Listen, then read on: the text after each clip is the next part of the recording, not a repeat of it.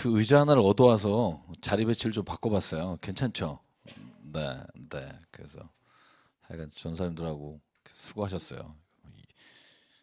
한 우리 여섯 일곱 번은 바꿨죠? 이렇게 이쪽에 있다, 이쪽에 있다, 이쪽에 있다, 이쪽에 있다. 네. 그래서 좀 뭐 더 좋은 아이디어 있으면 주시면 좋을 것 같고요. 네. 이렇게 또 앉아서 저희들 같이 하면 좋을 것 같고요. 오늘 베드로후서 3장하고 요한 1서 들어가도록 할게요. 우리 베드로후서 말씀하고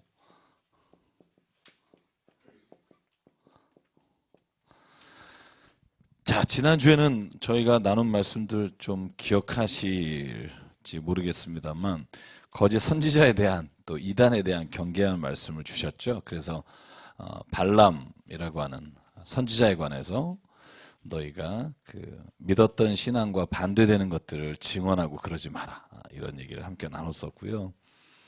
저주받은 자나 거짓 선지자들이 하는 일들을 우리가 따라하는 경우가 있는데 구원받은 자는 그 길에서 떠나라 이렇게 말씀을 하시고요. 마지막 오늘 이제 그 3장의 말씀은요. 이 재림에 관해서 또 다른 유형의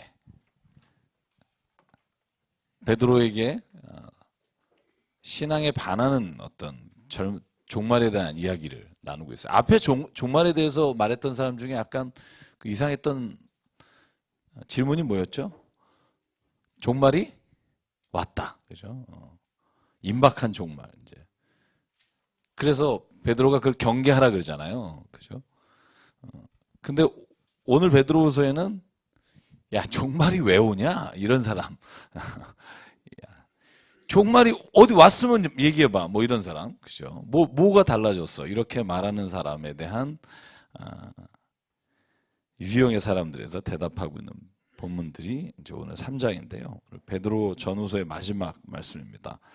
오늘 1절부터 7절 좀 길지만 한번 쭉 읽고 나서 저희 함께 나누도록 하겠습니다. 시작.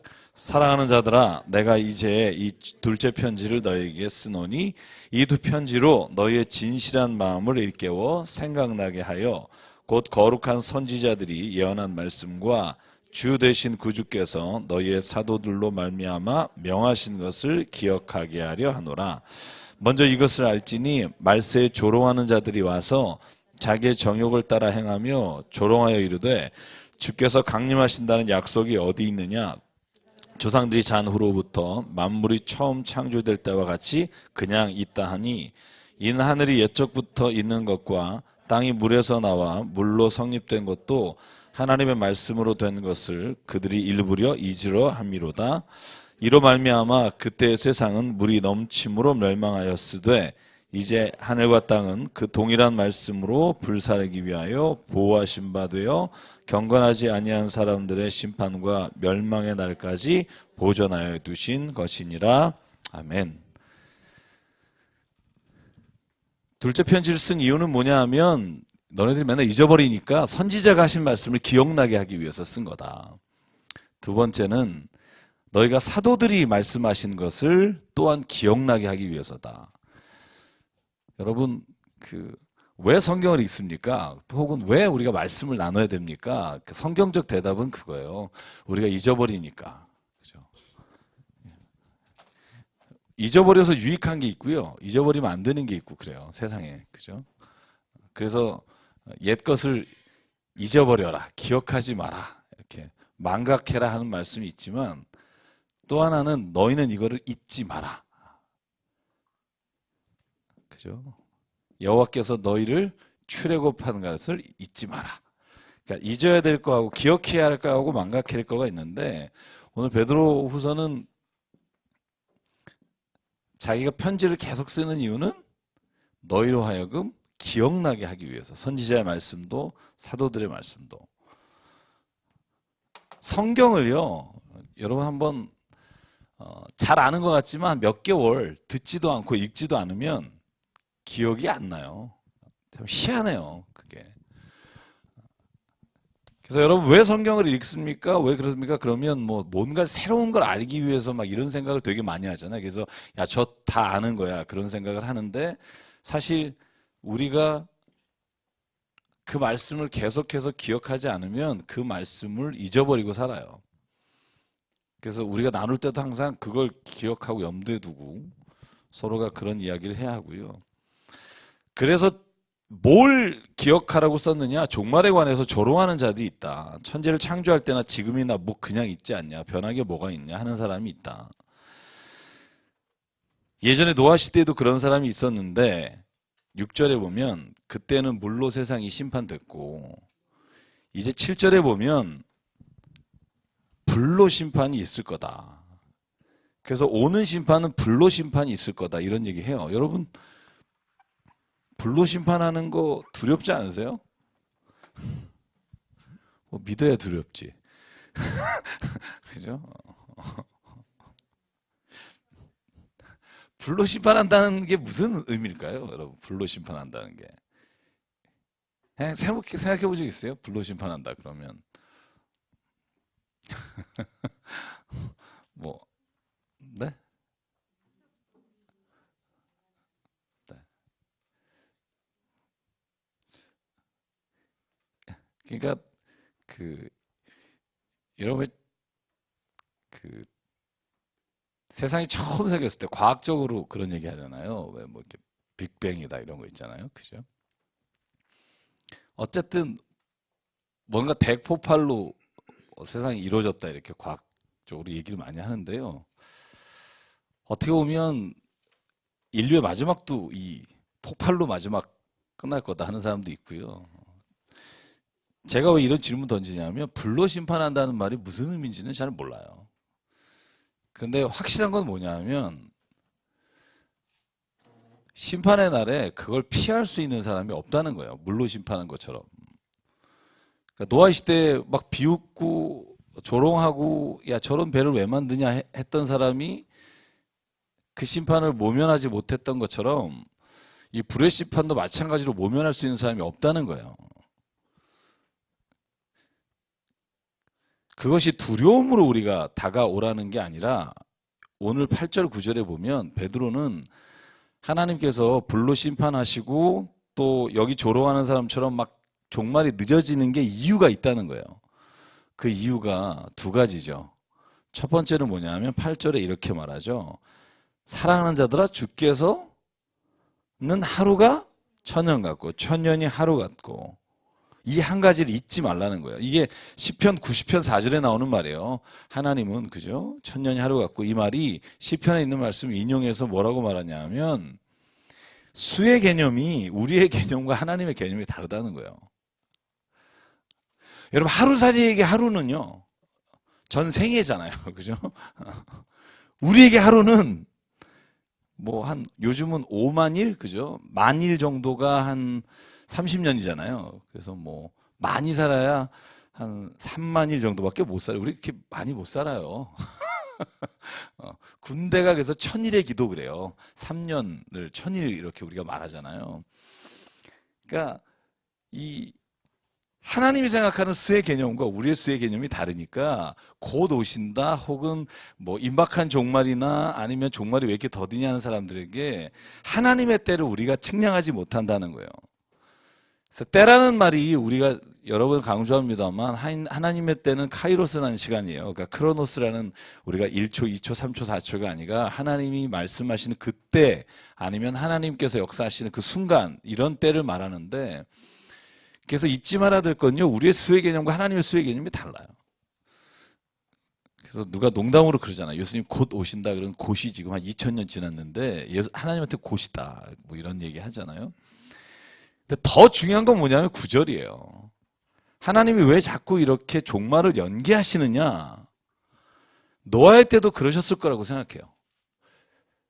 노아가 방주를 몇 년 졌는 줄 아세요? 100년이에요. 만약에 저는 노아 같이 나한테 방주지라 그러면 한 10년은 질 수 있겠는데, 야, 100년 정도 지났는데 비 안 오고 그러면 아마 내가 인생 허무했을 것 같아, 절망. 이거 뭐냐? 온다 그러고서 왜 안 오지? 그죠? 마찬가지로 종말이 온다라고 하고 왜 안 올까? 오늘 베드로가 말하는 의미는 뭐냐면 9절 같이 읽어볼까요? 시작. 주의 약속은 어떤 이들이 더디다고 생각하는 것 같이 더딘 것이 아니라 오직 주께서는 너희를 대하여 오래 참으사 아무도 멸망하지 아니하고 다 회개하기에 이르기를 원하시느니라. 아멘. 그러니까 노아 시대 때 저는 그래요. 100년 동안 방주 지을 기회를 주셨다라고 생각할 수 있지만 회개할 기회를 주신 거죠. 이건 같은 거예요. 그러니까 노아에게는 방주를 짓고 구원받은 자로서 하나님에게 가까이 가는 시간이 오는 거고, 아직 노아의 방주에 들어가지 못한 사람은 회개할 기회를 주는 시간을 연기하는 거죠. 그러니까 베드로는 이 연기되는 걸 그리스도인이 기뻐해야 된다는 거예요. 왜? 회개해서 돌아올 사람들이 더 많아지니까. 근데 우리는 그러잖아요. 그런 마음이 있잖아요. 좀 하나님 내가 이렇게 있을 때 빨리 오시면 좋겠다 이런 생각 있는 사람들이 있잖아요. 그래서 오늘 저는 이 말씀이 우리가 그 다른 복음서나 서신서 할 때도 이 본문을 인용한 적이 있는데요. 우리가 구원이 혹은 예수의 재림이 늦어지는 것 자체에 대해서 하나님한테 감사해야 됩니다. 하나님이 멸망하지 않고 다 회개하기에 이르기를 원하노라. 다 회개하는 시간이 오기를 기도하고, 그리고 아직 회개 자리에 오지 못한 사람을 바라보면서 안타까워해야 되고. 이번에 프랑스에서 테러 일어나는 것 때문에 참 마음이 아파요. 마음이 아프지만 균형 있게 봐야 된다고 늘 생각해요. 무고한 시민을 죽이는 건 참 나쁜 일인데, 지금 그 상황에 몰려있는 테러리스트들을 보면 참 더 이상 갈 데가 없는 사람들이기도 하다는 거죠. 이게 안타까운 일이에요. 이게 양쪽에서 봐야만 하는 문제고요.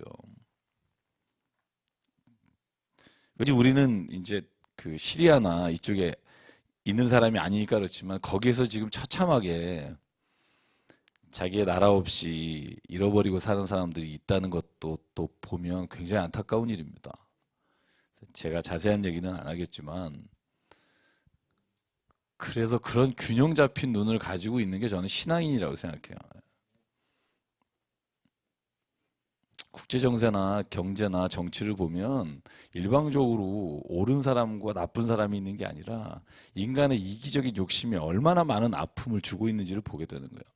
선진국이라고 불리우는 나라가 얼마나 소위 나라 없고 소위 종교가 다른 이유로 얼마나 많은 일들이 보이지 않게 행해지는지를 또 좀 볼 수 있는 눈이 열려야 되고요. 그러니까 참 세상에서 느끼는 게 그거예요. 저는 그걸 보면서 인간은 스스로 구원할 수 없는 존재다.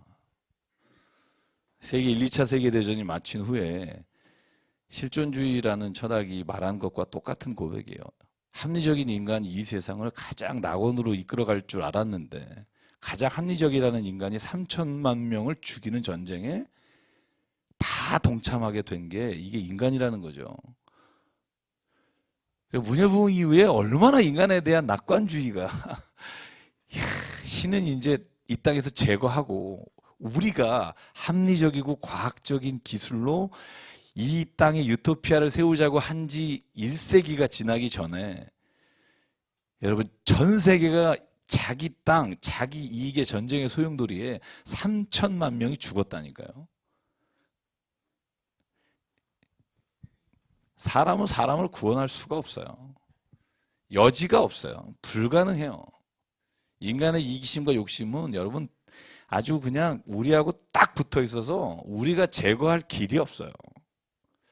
그래서 가끔 그 모습을 보면서 막 한탄하잖아요. 그런데 또 한편으로 그러기에 우리가 하나님을 보면 희망이 있고 미래가 있다고 다시 일어나게 되는 거죠. 그래서 인간은요, 가장 비관적인 존재면서 동시에 가장 낙관적인 존재예요. 왜 비관적이냐? 하나님을 떠난 존재는요, 더 이상 희망이 없다는 것이 느껴질 때 참 비관적이지만, 다시 하나님이 우리를 창조하신 모습과 형상을 우리가 다시 보게 되는 순간, 그럼에도 불구하고 길이 있다고 믿는 게 저는 믿음이라고 생각합니다. 하나님은요, 기다리시는 거예요. 힘이 없어서나 아니면 하나님의 약속을 이행하지 않으려고 하는 게 아니라 기다리시는 거예요. 회개하실 때까지. 그래서 10절 이렇게 말하죠. 그러나 주의 날이 도둑같이 오긴 올 거다. 그러니까 그날에는 하늘이 큰 소리로 떠나가며 물질이 뜨거운 불에 풀어지고 땅과 그 중에 있는 모든 일이 드러나리로다. 11절이 베드로 사도가 하고 싶은 말씀이에요. 같이 읽을게요. 시작. 이 모든 것이 이렇게 풀어지리니 너희가 어떠한 사람이 되어야 마땅하나 거룩한 행실과 경건함으로 하나님의 날이 임하기를 바라보고 간절히 사모하라. 그날에 하늘이 불에 타서 풀어지고 물질이 뜨거운 불에 녹아지려니와 우리는 그의 약속대로 의가 있는 곳인 새 하늘과 새 땅을 바라보도다.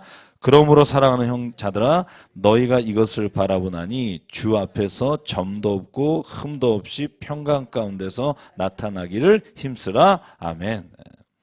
그러니까 막 종말이 온다고 호들갑 떨지 말고, 야 종말이 오긴 뭐로냐 하면서 이 세상에 매몰되지 말고, 하나님에 대한 소망을 가지고 종말에 대한 하나님의 임재에 대한 확신을 가지고 이 땅에서 흠없고 점없는 자로 살아라. 하나님이 우리로 하여금 마땅히 거룩한 행실과 경건함으로 살기를 원하신다. 이게 베드로가 하고 싶은 말씀의 요약이에요. 고난이 온다. 고난을 기뻐해라. 불시험이 오는 걸 이상하게 여기지 마라. 하나님의 자녀들이 세상 가운데 믿음을 지키려면 이런 어려움은 온다. 그런데 그런 종말과 그런 고난과 어려움을 그냥 힘들다 생각하지 말고 새하늘과 새 땅을 바라보면서 살아라. 저는 이게요, 사도 요한이 쓴 요한 1서, 2서, 3서하고도 너무나 맞아요. 모든 성경은 하고 있는 주제가 다 동일하다고 저는 느껴져요. 읽으면 읽을수록. 그죠? 새하늘과 새 땅, 하나님의 구원이 지금 여기에 이미 임한 거예요. 생명을 소유한 사람이 된 거예요. 그러니까 우리는 세상을 살면서 결코 외롭거나 절망 가운데 있지 않다는 거예요. 왜냐하면 우리가 보는 건 하나님의 나라이기 때문에. 그래서 힘을 내십시오. 네, 좀 힘드시겠지만 하나님이 우리와 함께 하십니다. 그게 베드로 사도가 고난 가운데 있는 형제에게 한 말이고요. 자, 그래서 한번 15절 볼게요. 또 우리 주의 오래 참으심이 구원이 될 줄로 여기라. 우리가 사랑하는 형제 바울도 그 받은 지혜대로 너희에게 이같이 썼고. 16절 같이 읽을게요. 또 그 모든 편지에도 이런 일에 관하여 말하였으되 그 중에 알기 어려운 것이 덜어 있으니 무식한 자들과 굳세지 못한 자들이 다른 성경과 같이 그것도 억지로 풀다가 스스로 멸망에 이르느니라. 아멘. 저는 이 말은 꼭 기억했으면 좋겠어요. 베드로가 이렇게 한 말이에요. 사도 바울도 나랑 똑같이 말했다. 똑같잖아요. 그날이 도둑같이 임할 거다. 그렇죠? 베드로 사도도 종말에 관해서 너희가 가져야 될 것에 대해서 고린도전서 15장에 분명하게 쓰고 있어요. 그런데 바울의 말 중에 이해 못하는 게 있다는 거예요. 베드로도 우리가 혹 이해 못하는 게 있는데 오히려 그걸 자신 있게 푸는 사람이 누구냐? 무식한 자들이라는 거예요. 굳세지 못한 자들이 다른 성경같이 억지로 풀다가 스스로 멸망하고 다른 사람도 멸망하게 한다는 거예요. 그래서 저는 요즘 막 그 종말론 설교하고 다니는 분이 있어요. 캐나다에서 오신 분, 뭐 미국에서 오신 분. 저도 책도 읽고 비디오도 보고 동영상 보면서 위험한 게 무지 많아요. 모르면서 자꾸 이렇게 지금의 현재 이런 것과 막 유추시켜서 해석하고요. 스스로 멸망하는 거고요. 무식한 사람이고요. 그러니까 성경은요, 정말 하나님 앞에서 이렇게 떨리는 마음으로 우리가 그것을 읽고요. 함부로 말하면 안 돼요. 제가 함부로 말하면 안 된다는 게 뭐냐면 성경 안에 있는 내용이 아닌 건 말하지 않는 게 가장 좋아요.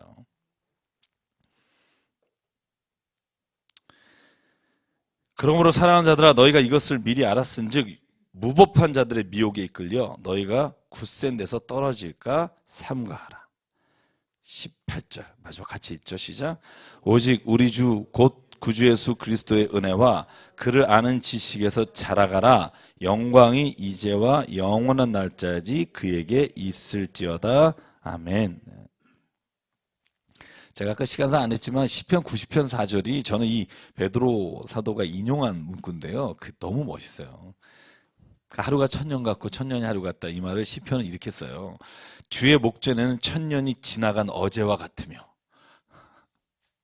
밤의 한순간 같을 뿐이니라. 그죠?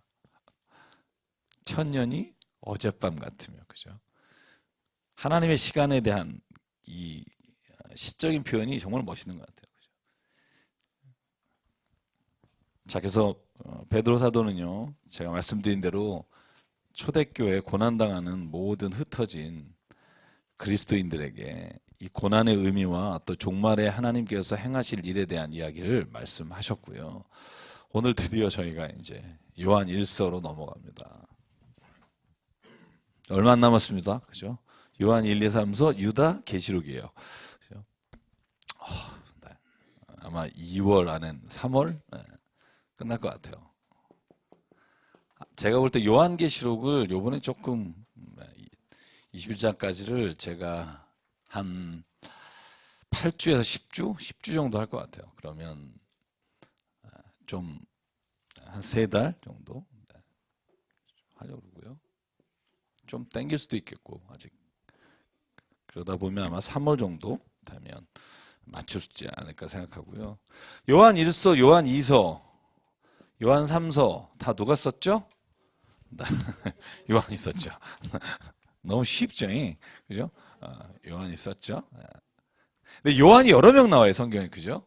근데 뭐 우리가 다 알지만 세례 요한은 아닌 건 분명하고요. 뭐 돌아가셨고요. 일찍. 그 다음에 요한이 여러 명 나오지만 우리가 잘 아는 것처럼 세베대의 아들 요한입니다. 야고보와 요한이란 형제고요. 야고보와 요한은 예수님께 올 때 베드로와 같이 배 사람이에요. 고기 잡던 사람. 그 자리에서 예수님의 부르심을 받은 형제고요. 요한에 대한 성경의 이야기가 참 많죠. 왜냐하면 베드로, 야고보, 요한은 항상 예수님 곁에 있었잖아요. 그래서 예수님이 말씀하실 때 가장 사랑받았다라고 요한복음 21장에 나오는 그 beloved disciple이라고 해요. 그러니까 예수의 사랑받은 제자가 누구냐? 사도 요한이라고 우리가 말해요. 베드로가 묻잖아요. 왜? 쟤는 어떻게 됩니까? 야, 걔 신경 쓰지 말고 너나 잘해.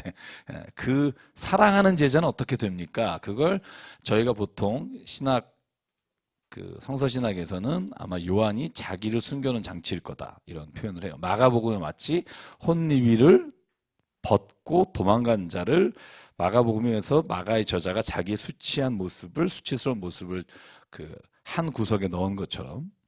그래서 요한복음의 저자도 사도 요한이라고 보는데 사도 요한에게는요 몇 가지 재밌는 일들이 좀 있어요. 그게 뭐냐면 처음에는 하나님에 대해서 예수 그리스도에 대해서 이해하는 게 약했어요.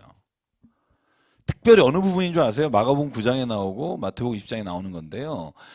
예수께서 내가 이제 십자가에 죽을 거다. 고난을 당하고 인자가 십자가에 죽을 것이다. 이 말을 했을 때 왜 두 명이 몰래 와서 목사님이란다. 미안합니다. 예수님 그때 우리를 한 사람은 좌편에 한 사람은 우편에 앉아주십시오. 한 개 세베대 아들 요한 야고보예요. 재밌는 건 마가복음에서는 그렇게 돼 있죠. 그죠? 엄마가 데려와서 그죠? 치맛바람 우리 두 아들을 그때 잊어버리지 말아 주십시오.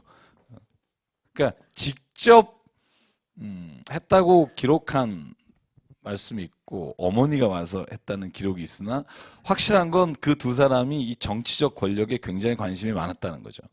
좀 우편 왼편 앉기를 원했다는 거죠. 그랬던 요한이 이제 노년에 성경에 가장 중요한 핵심되는 그 말씀들을 기록했다는 거죠.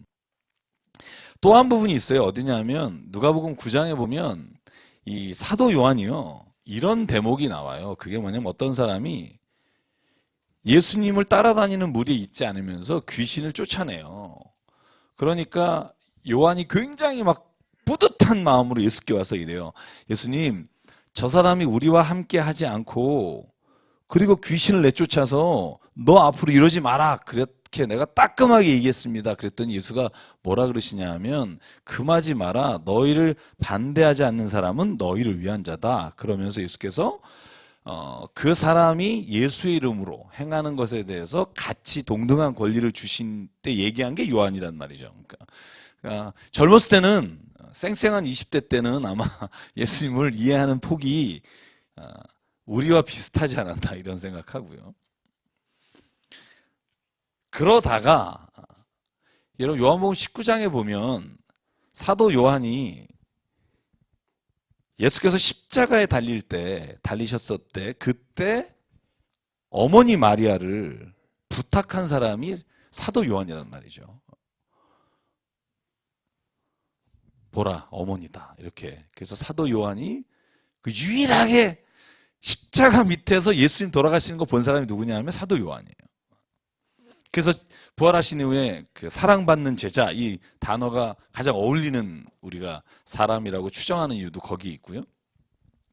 그래서 사도 요한은 아마 예수님과 함께 3년 동안 공생애를 지내면서 예수님을 가장 잘 이해하고 따랐던 사람이었을 것이라고 저희가 추정하는 편입니다. 추정하고요. 그래서 이 사도 요한이 나이가 들어서 그 에베소, 소아시아의 왼쪽 끝이죠. 이 터키 그 지역을 보면 이 맨 끝에 이제 여기 고린도전서나 이렇게 고린도나 이렇게 넘어가기 전에 마케도냐 가기 전에 이 끝에 있는 지역이에요. 그래서 이 에베소 교회에서 목회를 했을 거라고 추정하고요. 에베소 교회가 여러분 라오디게아 교회라든가 이런 7개 교회가 이 소아시아에 있는 교회 중에 맨 마지막에 있는 교회예요. 그래서 그곳에서 목회를 하다가 도미티안 황제 때 여러분 티투스 황제 다음이 도미티안 황제잖아요. AD 81년에서 96년 정도. 그때 도미티안 황제가요. 아주 로마에 있었던 옛날 그리스 로마의 신화에 있었던 모든 어떤 신전과 신을 섬기는 것들을 다시 부흥시키려고 하는데 가장 걸림돌이 된 게 유대인과 기독교인이었어요.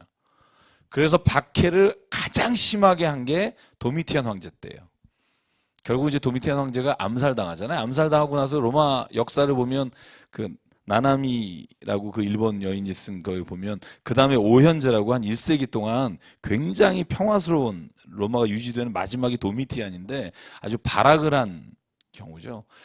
그래서 96년에 도미티안이 죽고 난 다음에 왜 요한일서와 요한복음과 요한계시록이 다 AD 97년 이후에서 100년이라고 보냐 하면 도미티안 황제가 죽은 다음에 아마 반모섬이라는 곳에 사도 요한이 아마 귀향, 그러니까 유배라고 말하죠. 그런 걸 보면 사도 요한이 그 당시에 굉장한 영향력을 가지고 있었지 않았을까.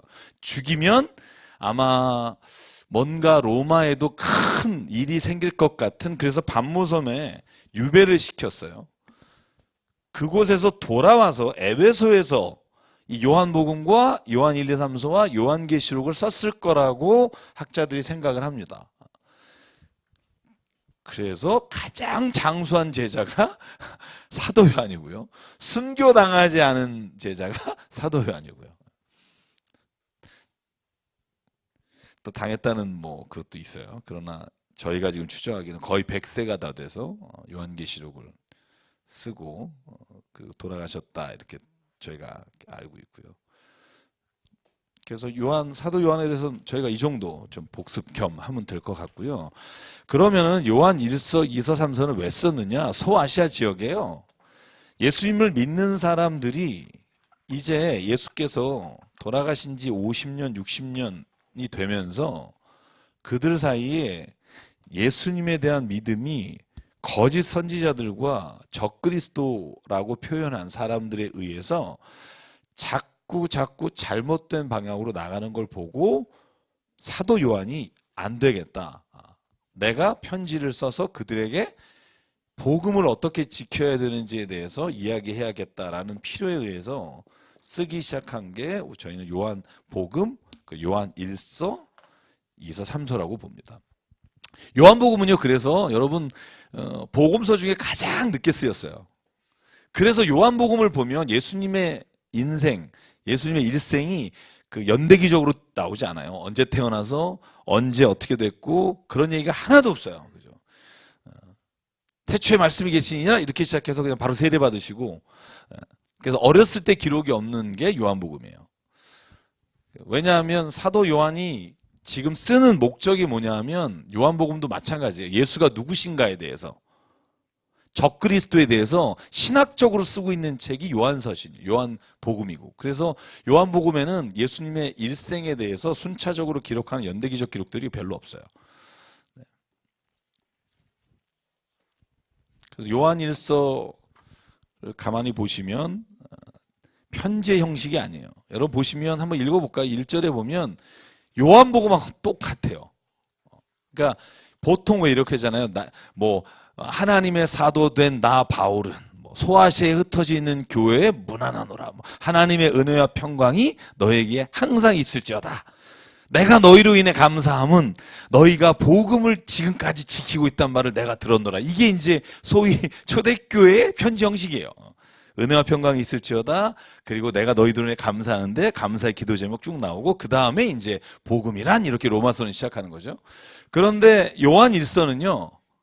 딱 읽어보시면 태초부터 있는 생명의 말씀에 관하여는 우리가 들은 바요, 눈으로 본 바요, 자세히 보고 우리의 손으로 만진 바라. 이 생명이 나타나신 바 하고 요한복음과 같이 편지 형식이 아니라 그냥 신학적으로 혹은 자기가 전하고 싶은 복음의 내용을 기록하고 있어요. 그래서 수신자가 없다는 거죠. 발신자는 요한이나 누구에게 하는지에 대한 기록이 없어요.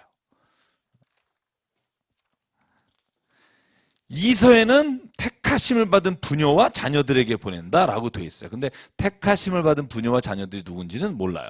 저희가 추정하기는 소아시아 지역에 있었던 교회에 있는 자녀들과 사람들에게 보낼 거라 생각하고 3서는 딱 한 사람 나가요. 내가 가이오에게 이 편지를 쓴다. 이 가이오는 고린도 교회에서 바울이 세례를 줬던 그 가이오일 것이라고 추정하죠. 가이오란 이름이 꽤 많지만 저희가 추정하는 건 바울이 세례를 준 가이오일 것이다. 그래서 다 수신자가 달라요. 1서, 2서, 3서. 그렇게 이해하시면 좋을 것 같고요. 비교적 초대교회예요. 여러분 성경이 그 66권이 하나가 될 때까지요. 논란이 굉장히 많았던 복음서나 아니면 구약의 성경도 있었던 거 아시죠? 그죠? 아가서라든가 전도서라든가 야 이걸 성경으로 정경에 넣어야 될까 하는 얘기가 있었는데 이 요한일서는요. 가장 제일 먼저 확실하게 요한이 쓴 성경이라고 인정받은 그래서 뭐 이레니우스나 클레멘트라든가 그런 모든 신학자들이 이 요한일서는 사도 요한이 쓴 성경이 거의 100% 확신 가운데 일찍 들어온 성경이라는 거죠.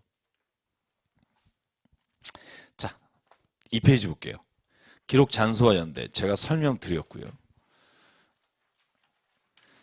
기록 목적 요한일서는 거짓 교사들에게 경고하는 신학적인 목적이 있다. 그렇게 말씀을 드리고요. 2서는요. 특별히 미혹하는 자 적그리스도 딱 한 장짜리잖아요. 요한 2서, 요한 3서, 유다서는 다 한 장이에요. 적그리스도 미혹하는 자를 쫓아내라 이렇게 돼 있어요. 가까이 하지도 마라. 그래서 헷갈리는 사람이 있어요. 요한 1서에는 사랑하라, 형제를 사랑하는 것이 하나님을 사랑하는 것이다 막 이러는데 요한 2서에 가면 거짓 선지자를 너희들에게 문 앞에 들이지도 말고 그를 만나지도 말고 그죠. 그래서 여기에도 제가 잠깐 썼지만 요한 2서가 어떻게 보면 사랑의 범주를 어디까지를 정할 것인가에 대한 것을 잡아주고 있다고 생각해요. 그래서 복음을 해치거나 거짓으로 사람들을 미혹시키는 사람들에 대해서는 문을 차단해야 된다라는 게 사도 요한이 요한 2서에서 쓰고 있는 내용이고요.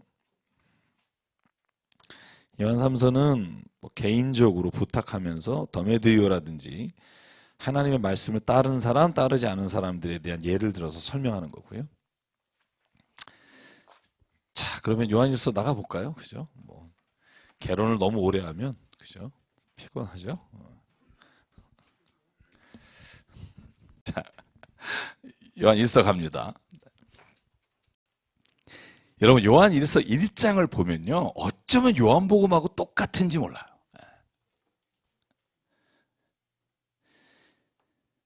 자, 1절부터 4절까지 한번 볼까요? 시작. 태초부터 있는 생명의 말씀에 관하여는 우리가 들은 바요, 눈으로 본 바요, 자세히 보고 우리의 손으로 만진 바라. 이 생명이 나타나신 바 된지라. 이 영원한 생명을 우리가 보았고 증언하여 너희에게 전하노니 이는 아버지와 함께 계시다가 우리에게 나타나신 바 된 이시니라. 우리가 보고 들은 바를 너희에게도 전함은 너희로 우리와 사귐이 있게 하려 함이니 우리의 사귐은 아버지와 그의 아들 예수 그리스도와 더불어 누림이라. 우리가 이것을 쓰면 우리의 기쁨이 충만하게 하려 함이라. 아멘. 요한복음 막 떠오르지 않으세요? 그죠? 1절은 태초에 말씀이 계시니라 이 말씀에 함께 계셨으니 이 말씀이 하나님이시니라. 이거하고 너무나 비슷하고요. 내가 이것을 너에게 이루면 너에게 기쁨이 충만하게 하리라. 이거 요한복음 15장 11절. 내가 이것을 너에게 이루면 나로 말미암아 너희 안에 기쁨이 충만하게 하려 합니다. 그죠? 이 말씀들이 다 요한복음에 있는 말씀과 너무나 상통하는 말씀이 많아요. 그래서 이것은 초기부터 거의 사도 요한의 말씀이라는 것에 대해서 의심이 없었던 것 중에 하나고요. 여기서 중요한 단어 중에 하나가 뭐냐면 영원한 생명, 생명의 말씀이라는 단어예요. 생명의 말씀이라고 할 때 이 말씀은요, 우리가 요한복음 1장과 똑같습니다. 로고스라는 단어예요. 로고스. 성육신이라고 하는 단어 할 때 말씀이 육신이 되었다 할 때 그 말씀, 그게 이 생명의 말씀. 근데 이 조에라는 단어, 생명이라는 단어가 있어요. 조에라는 단어는요, 이게 비오스라고 하는 생명이라는 단어가 몇 개 나오는데 이 조에가 생명으로 번역되는데요, 아주 독특한 단어예요. 그러니까 이 생명할 때 성경은요, 그냥 단순하게 숨 쉬고 있다 이걸 말하는 게 아니에요. 생명이 있다라고 할 때 바이탈 이런 게 아니에요. 뭐 생동감 있다가 아니라 성경에서 말하는 생명은요, 꼭 연관된 게 두 가지가 있어요. 하나는 뭐냐면 예수 그리스도와 연관이 돼요. 너희 안에 예수 그리스도가 있으면 너에게 생명이 있는 거예요.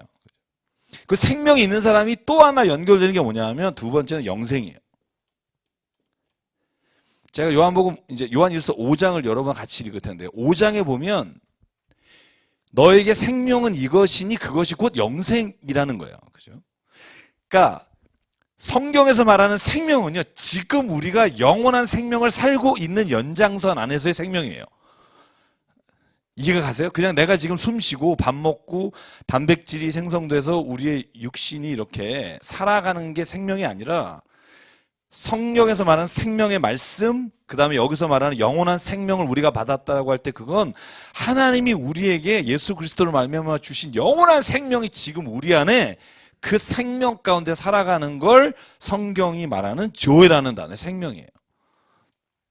그래서 이건 그냥 숨 쉰다, life, living 이런 단어가 아니고요. 하나님의 구원을 받은 자가 하나님의 나라를 지금 살아가는 것도 생명이라고 부를 수 있는 거예요. 여러분 생명이 있으십니까? 그러면 당황스럽잖아요. 아니 뭐 우리가 죽었나? 근데 성경에서 생명 그러면 당신에게 그 영원한 생명이 지금 내게 있어서 내가 그 힘으로 살아가느냐 이런 질문이에요. 그래서 뭐라고 대답하시겠어요? 그런 생명이 있으십니까? 생명이 있는 사람은 이러이러해야 된다. 이제 이게 요한 1서가 말하는 핵심적인 사상이에요. 내게 진짜 생명이 있는 줄 어떻게 압니까? 그 다음에 나와요. 이러면 당신에게 생명이 있는 거다. 대표적인 게 뭐예요? 그냥 우리가 나온 김에 좀 가볼까요? 당신이 빛 가운데 있느냐예요. 빛. 그죠? 왜냐하면 하나님은 빛이시라는 거예요. 그죠? 하나님의 빛이 들어오면 어둠은 물러가는 거예요. 어둠이 물러간 자리에 뭐가 남는 줄 아세요? 요한일서는요, 어둠이 물러간 자리에 우리가 우리의 죄를 보게 된다는 거예요. 여러분, 왜 빛이 들어오면 어둠이 물러가는데 왜 이 공간에 떠있던 먼지들이 왜 스포트라이트 쫙 비춰서 아니 내가 이걸 숨쉬고 있는 거야? 그럼 갑자기 입 막는 경우 있지 않아요?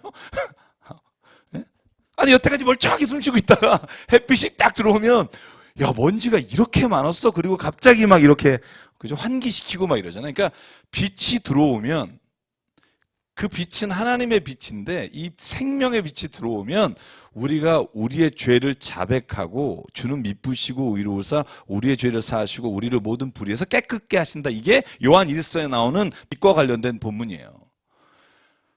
그 빛이 들어오면 어둠이 물러가서 좋죠. 근데 어둠이 물러갔을 때 우리 자신의 죄가 보인다는 거예요. 당신의 죄가 안 보여요? 그러면 당신이 지금 아직 빛 가운데 있지 않다는 거예요.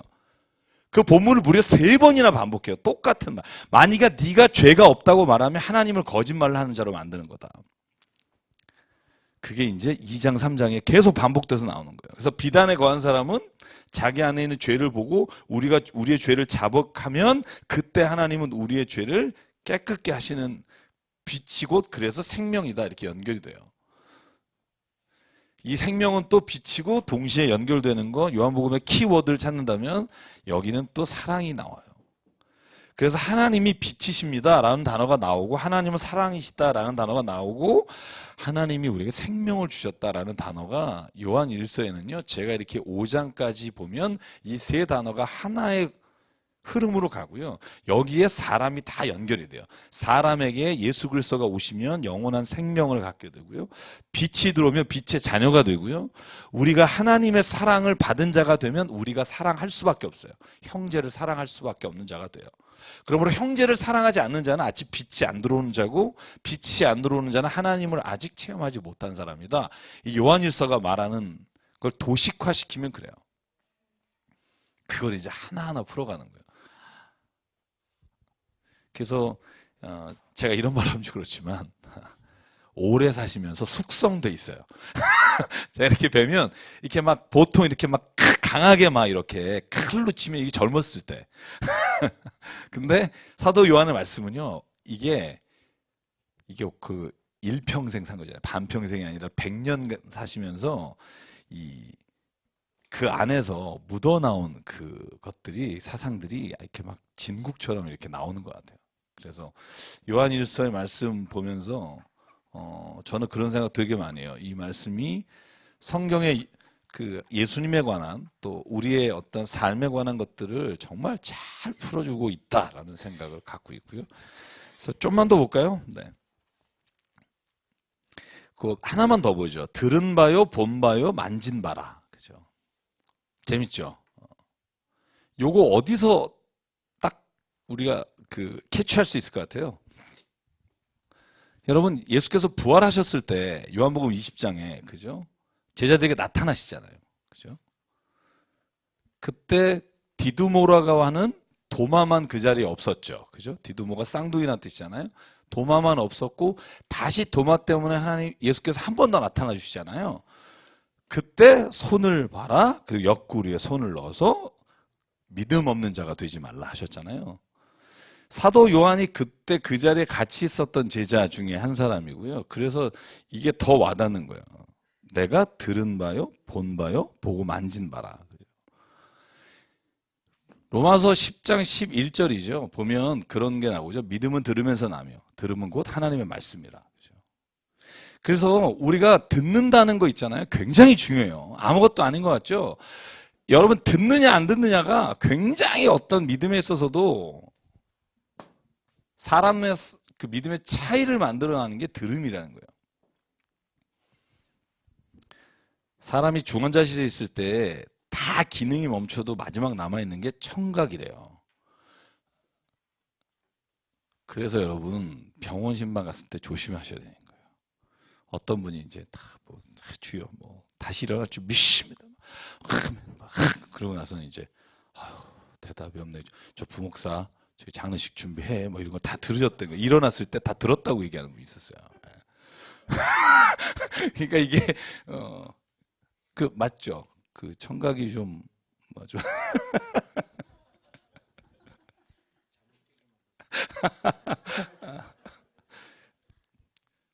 그래서 들음에서 난다. 저는 그 로마서 10장 17절이죠. 그 믿음은 들음에서 나며 들음은 그리스도의 말씀으로 말미암는다. 이 말씀이 로마서 10장 10절에 나오는 말씀하고 이렇게 같이 있잖아요. 그죠? 그게 뭐냐면 마음으로 믿어 의에 이르고 입으로 시인하여 구원에 이른다.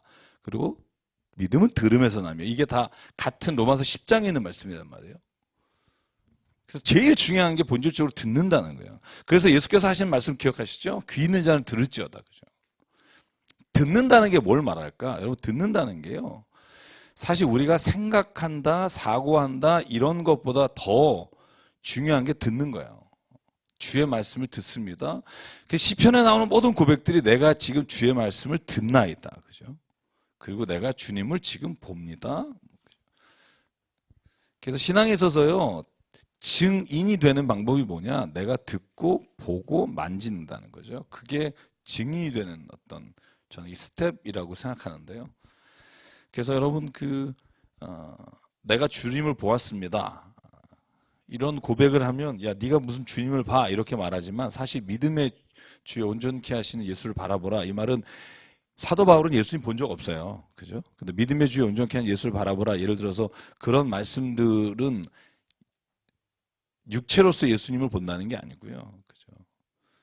영으로서 예수님을 본다는 거죠. 제가 내일 저희 어머니 기도회 준비하면서 C.S. 루이스 책 스크로테이프의 편지 그런 게 있거든요. 믿음의 눈으로 본다라고 할 때 사실 그 챕터에 그런 내용들이 나와요. 뭐냐면 우리가 예수님을 만났을 때 당신은 누구십니까? 라고 말하는 게 아니라 그 책을 이렇게 썼어요. 당신이시군요. 이렇게 된다는 거예요. 그러니까 하나님을 없다고 생각하고 자기 뜻대로 세상을 살아가던 사람도 늘 그 안에 하나님에 대한 갈구함이 있어서 자기의 고백이에요. 자기가 40될 때까지 예수님을 만나지 못했는데 예수님이 자기를 딱 만나 주셨을 때 자기가 뭐라 그랬냐면 당신은 누구십니까? 라고 묻지 않고 당신이 그분이셨군요. 이렇게 된다는 거예요. 내 인생에서 내 손을 잡아주셨던 분, 내 삶에서 외롭지 않게 나와 함께 해주셨던 분, 내 기도를 들었던 그분, 난 그게 누군지 몰랐지만 떠들었고 힘들 때마다 하나님 살려주셔 그랬는데 내가 진짜 예수님을 딱 발견했을 때 내게 나온 대답이 뭐냐 하면 당신이 그분이셨군요. 저는 이게 제가 C.S. 루이스 마지막 챕터 30에 나오거든요. 이제 끝납니다. 내일 드디어. 근데 그 본문을 보면서 야 그게 맞다라는 생각이 드는 거예요. 그러니까 누구도 예수님을 만났을 때 누구지? 생뚱맞지 않다는 거예요. 그분을 만나면은 그냥 감격이 온다는 거예요. 자기도 그랬고. 자기가 나이 40 넘어서 예수님을 처음 만났을 때 감격이 그랬다는 거예요. 막 거절하고 뭐 인문학 교수로서 도저히 신이 있다는 거, 예수가 육체가 된다는 걸 아예 인정하지 않던 사람이 어느 순간 딱 인정하는 순간 그렇게 물었다는 거죠. 당신이 그분이에요? 내가 힘들 때 내가 이렇게 외쳤던 그분? 뭐 이런 거죠. 저는 그래서 예수님을요, 우리는 다 만난다고 생각해요. 만날 수 있고요. 만날 수 없다라고 말하는 건 자기의 본질적으로 지금 삶의 자리를 부정하는 거라고 생각해요. 그래서 3절에 이렇게 나오는 거죠. 우리가 보고 들은 바를 너에게 말하는 것은, 전하는 것은 너희로 우리와 사귐이 있게 하렵니 우리의 사귐은 아버지와 그의 아들 예수 그리스도와 더불어 누림이라. 여러분 여기 사귐이라고 쓰인 헬라어가 어떤 단어인 줄 아세요? 여러분 잘 아는 단어인데. 잘하는 단어. 여러분이 교회 이름은 헬라어를 하나도 몰라도 아는 사람. 들어봄직한. 내가 하나만 쓰면 바로 알 것 같은. 네. 그렇죠. 헬라어가 코이노니아. 그러니까 하나님과 사귐이 있다. 이 단어가 코이노니아고요. 그래서 이 사귐은 뭐냐? 하나님과 예수 그리스도 안에 우리가 더불어서 누린다는 거예요. 예배는요. 코이노니아가 들어가야 돼요. 그래서 캐리그마, 선포가 있어요. 말씀이 선포가 있어야 되고 거기에는 디다케, 가르침이 있어야 되고 코이노니아, 거기에는 성도의 거룩한 사귐이 있어야 되는데 사도행전에 코이노니아가 나온 단어 사도행전 3장 4장에 보면요. 거기엔 이렇게 돼 있어요. 자기 것을 서로 다 통용하며 누구도 자기 것을 하지 않더라는 게 코이노니아를 대표적으로 쓰는 사도행전의 표현이고요. 그리고 마지막에 디아코니아가 뭐냐면 봉사라는 거죠. 그래서 예배라고 하는 게 초대교회 4가지가 항상 있었던 거예요. 선포가 있었고 선포에 대해서 듣는 가르침이 있고 그 가르침에 따라서 서로 코이노니아, 사귐이 있는데 이 사귐이요. 인간적 사귐이 아니에요. 그러니까 예수 그리스도가 우리 안에서 계시는 것을 증언하는 게 사귐이에요. 그 안에서 디아코니아, 서로 자기가 가진 은사를 가지고 섬기는 거. 이게 교회란 말이죠. 그래서 요한 1세 사도 요한이 말하는 거예요. 이게 아마 소아시아 교회는 교회를 향한 말씀이라고 우리가 추정할 수 있는데 그러니까 예수 그리스도와의 사귐이 있어야 다른 사람과의 사귐이 온전하게 되는 거예요. 그게 없는 데는 서로 가시가 돼서 제가 좋아하는 가시나무 그죠? 서로 찌르고 상처내고 교회 이름으로 모여서 더 아프고 그래서 교회 가니까 힘들다 이렇게 나오죠. 왜? 아직 내 안에 이런 주와의 사귐이 없는 거죠. 그러니까 그것도 또 인정해야 돼요. 우리가. 제가 늘 그러죠. 기다려주면 알아서 변한다. 내가 변화시키려고 하지 말자. 나도 힘들고 그 사람도 미칠 지경이고 예수님은 또 환장해요. 저는 그렇게 생각해요. 네가 기다려주고 받아주고 용납하면 하나님이 바꾸신다니까요. 왜냐하면 저를 기다려주신 것도 하나님이시고 여러분을 기다려주시는 것도 하나님이시라면 그 누군가를 기다려주시는 것도 하나님이시지 우리의 말로 변화시킬 수는 없어요. 우리는 오늘 베드로 사도나 요한 사도처럼 단지 그 말이 기억나도록 계속 전할 뿐이에요. 역사하신 분 하나님이시고. 그러니까 그건 그 안에서 역사하시는 하나님의 문제지 우리가 그 일을 대신할 수는 없어요. 그래서 전하는 겁니다. 보고 들은 바를 너에게 전하지만 그 사귐은 아버지와 그의 아들 예수 그리스도와 더불어 일어나는 거고요. 그래서 이것을 쓰면 기쁨이 충만합니다. 5절부터 같이 볼게요. 자, 우리가 그에게서 듣고 너에게 전하는 소식이 이것이니 곧 하나님은 빛이시라. 제가 아까 말씀드렸죠. 하나님은 요한 1서의 핵심 단어는 빛이에요. 이거 2단 중에 하나 있죠. 아버지는 완전히 빛이에요. 이 2단이 있어요. 예배 때마다 그 목사님을 향해서 아버지는 빛이라고 부르는 그 2단들이 있어요. 참 목사한테 빛이라 그런 사람도 제정신 아니고 그걸 받으면서 좋아하는 놈도 제정신 아니고 미친 사람들이죠. 그러니까 아까 그런 거 있잖아요. 모르면 무식한 자들이나 이런 사람들이 쓸데없이 자기네가 해석해서 그렇게 만드는 거죠. 그죠? 하나님만 빛이세요. 우리가 통이 말하잖아요. 우리는 빛을 비출 뿐이지 빛이 아니라니까요. 그래서 보통 이렇게 말하잖아요. 하나님이 태양이라면 우리는 달입니다. 우리는 지구입니다. 태양의 빛을 받아서 그 빛을 반사하는 것뿐이지 우리가 빛이 돼서 막 이렇게 공중부양하고 다니는 거 아니라는 거죠. 그래서 봐요. 6절, 7절만 같이 읽을게요. 이게 거의 제가 볼 때는 핵심 구절이라고 말해도 돼요. 시작.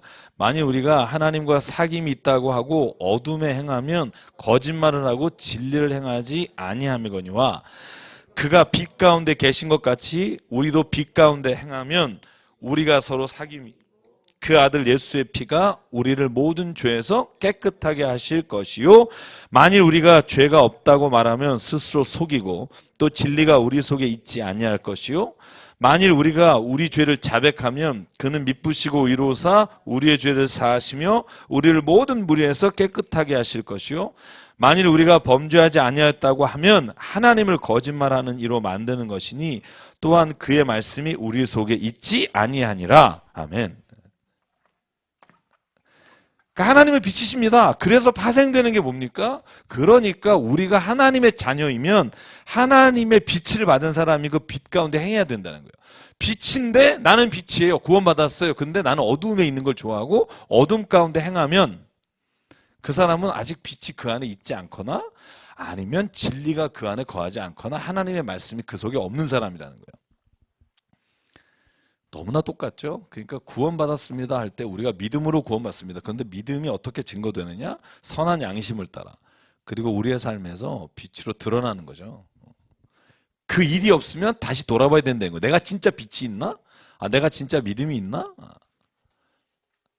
그러니까 조심하셔야 돼요. 그 빛을 비추지 않는다고 구원받지 못했단 말이 아니에요. 오늘 여기 뭐라 그래요? 빛 가운데로 행하지 않으면 어둠 가운데 행하면 거짓말하고 진리를 행하지 아니함이거니와 그죠? 진리를 행하지 아니하는 것과 구원받지 못했단 말이 동의어는 아니라는 거죠.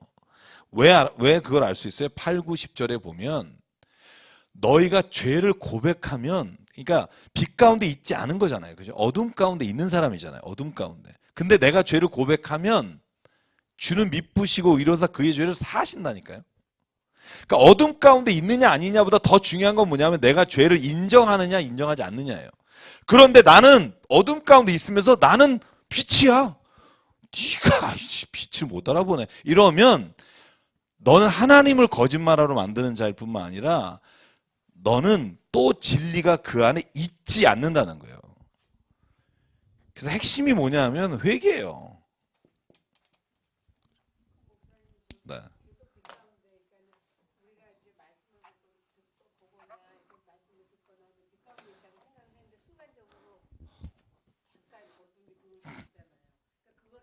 잠깐 있으세요? 전 많아요. 네. 네.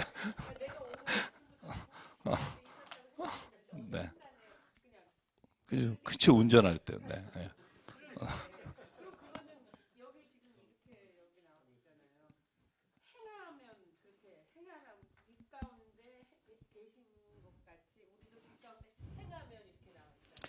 행하다는 게요, 헬라어로 페리파토멘이라는 단어예요. 그 페리파토멘이라는 단어가 뭐냐면 동행한다는 말이에요. 동행. 그러니까 우리가 어둠 가운데 동행한다는 거, 그걸 반복적으로 지속적으로 그것과 함께 있는 걸 즐거워한다는 의미를 포함하고 있고요. 그러니까 아니 빛 가운데 있는 사람한테 왜 회개하라 그래요? 그죠? 그러니까 우리가 어둠 가운데 있다 없다가 진리 안에서 하나님과 동행하고 구원을 받았다 안 받았다의 핵심 키워드가 아니라 진짜 키워드는 뭐냐면 우리가 빛 가운데 있지 않고 어둠 가운데 있을 때 그걸 내가 죄를 졌다고 고백하지 않고 버티는 사람이 그 사람이 구원받지 못하는 죄라는 거예요. 그래서 뒤에 보면 이렇게 구분져요. 사망에 이르는 죄와 사망에 이르지 않는 죄가 있습니다. 요한 1서 읽어보셨죠? 그쵸? 사망에 이르는 죄는 그게 뭐냐면 같이 찾아볼까요? 그죠? 오늘 굉장히 궁금해하시는 것 같은데 사망에 이르는 죄와 사망에 이르지 않는 죄가 있다. 5장일 거예요 아마. 5장 16절인데요. 자 보세요. 죄를 지금 뭐 우리가 다 죄를 졌다, 뭐 빛 가운데 있지 않다, 어둠에 행하면 뭐 구원받지 못한다 그런 말이 아니라 잘 보세요. 오늘 16절 같이 한번 읽어볼게요. 16, 17 시작. 누구든지 형제가 사망에 이르지 아니하는 죄 범하는 것을 보거든 구하라. 그리하면 사망에 이르지 아니하는 범죄자들을 위하여 그에게 생명을 주시리라. 사망에 이르는 죄가 있으니 이에 관하여 나는 구하려 하지 않노라. 자, 이거 다 읽어보면요, 사망에 이르는 죄는 뭐냐 하면 돌이킬 수 없는 죄예요. 그 죄가 뭐냐 하면 하나님의 아들 예수를 그리스도라고 믿지 않는 죄예요. 그 죄는 왜 돌이킬 수 없냐 하면 이게 이거하고 똑같아요. 내 죄를 자백하지 않는 거하고 똑같은 거예요. 제가 늘 말하잖아요. 사람이 구원받으려면, 사람이 변하려면 자기의 잘못을 인정하는 순간 변할 수 있죠. 나는 멀쩡한데 저 인간 때문에 내가 인생 이렇게 됐다고 생각하는 순간 그 사람은 변할 확률이 정말 불가능해요. 그 인간하고 헤어지든가 그 인간을 바꿔야 된다고 생각하는데, 사실 내가 내 자신의 죄를 보기 시작하면 그 죄를 회개하는 자리에 가게 되면 빛의 자녀라 빛 가운데 있어야 하는데 어두움을 갈 수 있잖아요. 어두움 가운데 있을 때 그때 바로 죄를 범한 거라는 거죠. 그러면 죄를 자백하면 주는 미쁘시고 의로우사 우리의 죄를 용서하신다는 거죠. 사하신다. 근데 회개하지 않는 사람, 나는 빛이다라고 말하는 사람은 용서해 줄래도 용서해 줄 수가 없다니까요. 여러분, 제가 밀양이란 영화 보면 용서 받으러 갔는데 나 용서 받았는데요 이러면 내가 해줄 게 없구나 이런 거죠. 나는 당신한테 용서받을 필요 없어, 하나님이 용서해 줬어. 이게 굉장히 잘못된 생각이잖아요. 그죠? 하나님 앞에서 그런다는 거예요. 내가 뭘 잘못했는데요? 이러면 하나님이 용서해 줄 게 없고, 그러니까 너는 사망으로부터 생명으로 건져낼 방법이 없다는 거예요. 왜냐하면 하나님을 인정하지 않으니까 네가 하나님이 주신 생명과 관계없는 사람이 되는 거고, 생명과 관계없는 사람이 됐으니까 생명을 영원히 갖는다는 게 그 사람에게는 무의미하다는 거죠. 그래서 제가 얘기하잖아요. 구원은 하나님과 영원히 있는 거고, 구원받지 못한 사람은 하나님 없이 영원히 있는 건데 그걸 지옥이라고 말하는 거죠. 그걸 불이 있는 곳, 가장 뭐 진짜 인간이 견딜 수 없는 곳이죠. 여러분, 순간순간 우리의 이 안에도요, 하나님의 사랑이 있으니까 우리가 이러고 살죠. 만약에 하나님의 그 사랑이 우리 안에 없다, 지옥이 될 거예요. 인간의 이기적인 생각과 내 욕심만을 이렇게 막 진짜 이렇게, 왜 여기 나오잖아요. 요한 1서에 나오는 거. 육신의 전욕, 안목의 전욕, 이생의 자랑. 우리가 세상에서 추구하는 게 이 세 가지라는 거예요. 사실 이 세 가지를 추구하면서 감추고 있는 거죠. 육신의 정욕이 뭐냐? 사르크스예요. 내가 육신이 하고 싶은 정욕. 막 안목의 전욕, 내가 진짜 보면서 내가 생애에서 이렇게 갖고 싶은 거, 뭐 이런 것들이죠. 그러니까 이런 것들이 우리가 가지고 있는 것들인데, 그거로만 만약에 세상을 사랑하면 세상은 정말 그야말로 옛날에 그런 게 쑥대밭? 그죠? 하나님의 사랑이 너희 안에 있으니까 그 빛으로 말미암아 지금 이 세상에도 그 빛 가운데 우리가 살아가니까 여기가 지옥이 되지 않는 거예요. 저는 그런 생각 가끔 해요. 그래서 여러분께서 하나님 앞에 제일 정말 강조하는 거, 하나님이 정말 원하시는 게 뭐냐면 하나님을 인정하고 당신이 그분이시군요. 그러면서 내 안에 있는 죄가 늘 드러날 때마다 주 앞에 고백하는 자는 하나님이 지켜주신다는 거예요. 그 안에 진리가 살아 역사할 수 있게끔, 그의 말씀이 나를 깨닫게 할 수 있게끔 도와주신다는 거예요. 보혜사 성령이 우리로 하여금 계속 예수께서 하신 말씀을 기억나게 하고 하나님께서 하신 일에 대해서 알려주고. 재밌는 단어가 있다 나오는데요. 그 2장에 나오니까 우리 자, 그래서 10절까지 저희가 봤고요. 2장 한번 넘어갈게요. 2장 조금만 하다가 네, 오늘 뭐 맞춰야겠네요. 2장 1절, 2절만 하죠. 네. 1절, 2절하고 3절부터는 또 요한복음하고 너무나 동일한 말씀들이 계속 반복돼요. 그죠? 나를 사랑한다면 계명을 지키라. 계명을 지키는 것은 이것이니. 요한복음 13장, 14장, 15장 똑같은 말씀들이에요. 1절, 2절만 같이 해볼게요. 시작. 나의 자녀들아, 내가 이것을 너에게 쓰면 너희로 죄를 범하지 않게 하려 함이라. 만일 누가 죄를 범하여도 아버지 앞에서 우리에게 대언자가 있으니 곧 의로우신 예수 그리스도시라. 아멘. 그러니까 죄를 안 짓고 사는 거, 이게 빛 가운데 있는 게 아니에요. 성경이 말하는 엄밀한 거는요, 네가 죄를 범하게 된다 해도 대언자가 있으니 의로우신 예수께서 너희를 향해서 지금도 아버지 앞에서 너희를 향해서 대신해서 대언하고 계시다는 거예요. 그래서 내가 너에게 쓴다. 너희로 죄를 범하지 않게 하려 함이라. 그러나 만일 누가 죄를 범해도 걱정하지 마라. 너가 회개하면 대언자이신 의로우신 예수께서 우리를 위해 지금도 말하신다는 거예요. 여러분 재밌는 거 있어요. 이것만 오늘 시간도 이거 마칠게요. 여기 대언자 있죠. 대언자. 여러분 헬라어로 뭔지 아세요? 대언자가? 헬라어를 제가 말하는 이유는 성경에 번역된 똑같은 단어가 다르게 번역돼서 그래요. 여러분 성령에 대해서 뭐라고 말하죠? 다 써주고 다 가르쳐 주죠? 참 아주 친절하죠. 뭐죠? 보혜사. 여기는 뭐예요? 대언자. 원어는 똑같아요. 파라클레토스예요. 파라클레토스.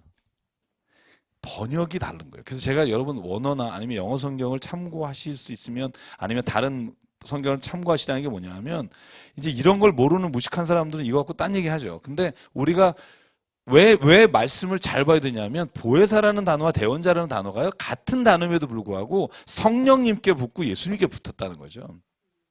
근데 잘 기억하세요. 여러분 요한복음에 나오는 단락이 어디죠? 요한복음? 왜 아까 13장, 14장, 그죠? 15장에 쭉 나오죠. 15장에 나는 포도나무니 포도나무다 나오고 16장, 17절에 너희 안에 내 안에 이런 말씀 나올 때 14장, 16절에 내가 너에게 어떤 걸 보내준다? 다른 보혜사를 보내준다. 그죠? 알로스란 단어예요. 다른이란 뜻이에요. 그러니까 예수께서 내가 보혜사를 보낼게가 아니라 다른 보혜사를 보낼게라고 말하는 요한복음을 누가 썼어요? 사도 요한이 썼죠. 그럼 여기 대언자, 파라클레토스, 예수가 보혜사가 되셨다 이 말이잖아요. 똑같은 단어예요. 그죠? 예수도 보혜사고 성령도 다른 보혜사예요. 그래서 사도 요한은 어떻게 이걸 구분짓냐면 잘 읽어보면 성령은 여러분 14장 24절인가요? 그 이후에 보면 이렇게 표현해요. 보혜사 성령이 너에게 임하면 그가 하나님이 말씀하신 것과 내가 가르친 것을 기억나게 하실 것이다. 파라클레토스 보혜사 성령은 우리로 하여금 예수님을 대언하는, 예수님을 우리에게 알려주시는 일을 하시는 분이고, 여기에 보혜사 예수님은요, 하나님 앞에 우리를 대신해서 중보하는 분이 예수님이세요. 그래서 요한계시록에 보면 사도 요한의 고백 중에 그런 거 있잖아요. 예수께서 우리의 중보자가 되셔서 심판 때, 그죠? 하나님과 우리 사이에. 그래서 여기에 단어가 쓰인 게 화목제물이 되셨다. 이게 요한일서에 예수께서 화목제물이라는 게 하나님과 우리 사이에 막힌 담을 허시고 대속하셨다, 아니면 대신 죽어주셨다, 이런 의미를 가지고 있단 말이죠. 뭘 했냐? 우리로 하여금 하나님 사이에 중보자가 되셨다는 거예요. 파라클레토스가 곁에서 위로한다는 말도 있지만, 카운슬링이라는 단어도 있지만, 대언자라는 의미로 볼 수도 있고, 두 가지 의미 가능해요. 그래서 여러분 보시면 예수님이 우리를 하나님 앞에서 중보하는 분이에요. 왜? 그분이 죄가 없으시고 우리의 죄를 대신 담당하셨기 때문에. 여러분 재판정에서요, 공범인 사람이요, 중보할 수 있어요? 못해요. 공범은 죄인석에 앉아 있어야 되잖아요. 그러니까 대언자로 화목제물로 하나님 앞에서 중보할 수 있는 사람은 죄가 없으신 분이어야 하고, 죄가 없으신 분이 우리의 죄를 대신해서 재판정에서 하나님을 향해서 우리의 죄를 우리가 고백하면 우리를 대신해서 대언해 주시는 분이 있고, 하나님이 그 대언을 들으시고 우리를 용서해 주신다는 거죠. 그래서 성경을 엄밀하게 보면 우리가 죄를 고백하고 회개하면 하나님 우리를 용서해 주시는데, 용서해 주시는 근거가 예수님이에요. 예수님의 통로를 통해서 용서해 주시는 거예요. 그 자리를 목사나 아니면 주교나 신부가 대신 차지할 수가 없다는 거죠. 그죠? 중보자는 예수님이고 예수님 때문에 죄가 용서되는 거죠. 자, 그래서 여러분, 우리가 예수님의 이름으로 기도하는 이유가 거기에 있어요. In the name of Jesus, 우리가 예수님 이름으로 기도합니다, 이렇게 말할 때, 왜냐하면 예수님이 우리와 하나님 사이에서 중보자가 되셨다. 그죠? 유일한 중보자는 주님밖에 없다. 그게 우리의 신앙 고백이고요. 요한 1서에서 말하는 모든 이단은 딱 하나예요. 요한 1서에서 말하는 이단은 예수를 그리스도라는 걸 부인하는 사람이고, 요한 2서에서 말하는 이단은 예수께서 육신으로 오셨다는 걸 부인하는 사람이고, 다 뭐와 관련되냐 하면 예수 그리스도와 관련돼 있어요. 그 적그리스도가 성경 요한일서 읽어보잖아요. 1, 2, 3서 읽어보면 적그리스도가 누구냐 하면 외부에서 온 자가 아니라 여기서 나간 자예요. 여기서 나가서 우리와 함께하지 않는 자 중에 적그리스도가 있는데, 그 적그리스도가 예수 그리스도라고 부인하거나 예수가 육신으로 오신 것을 믿지 않는 자를 사도 요한은 그래서 적그리스도라고 말해요. 거짓 선지자라고 말해요. 그래서 여기서 나가면 그렇게 돼요. 꼭 우리 교회라는 건 아니지만, 그래서 오히려 믿음이, 그래서 저는 굉장히 중요하다고 생각하는 게요, 믿음의 자리에서 있다는 게 사실 쉬운 것 같지만 쉽지 않을 때가 있어요. 왜냐면 뭔가 새로운 거, 뭔가 이렇게 좀 찡한 거, 짠한 거, 뻥한 거 이런 거 찾잖아요. 그죠? 근데 진리는 그런 데 있지 않아요. 진리는 그냥 조회라는 게 그런 거죠. 생명이 내 안에 이렇게 싹 살아나는 것이잖아요. 거기에 진짜 진리가 있어요. 근데 그거가 없이 순간적 분위기나 감성에 휩싸여서 신앙의 길을 쫓아가면 반드시 거기에는 파멸하게 돼요. 그래서 오늘도 주님과 함께 걸어갔으면 좋겠습니다. 이렇게 생명 되신 주님이 우리 안에 살아있고요, 영원한 생명이 오늘도 우리에게 있길 바라고요. 잠깐 기도할게요. 기도하실 때 우리 오늘 내 안에 진짜 이 복음의 생명이 있는지, 내가 오늘 그거로 말미암아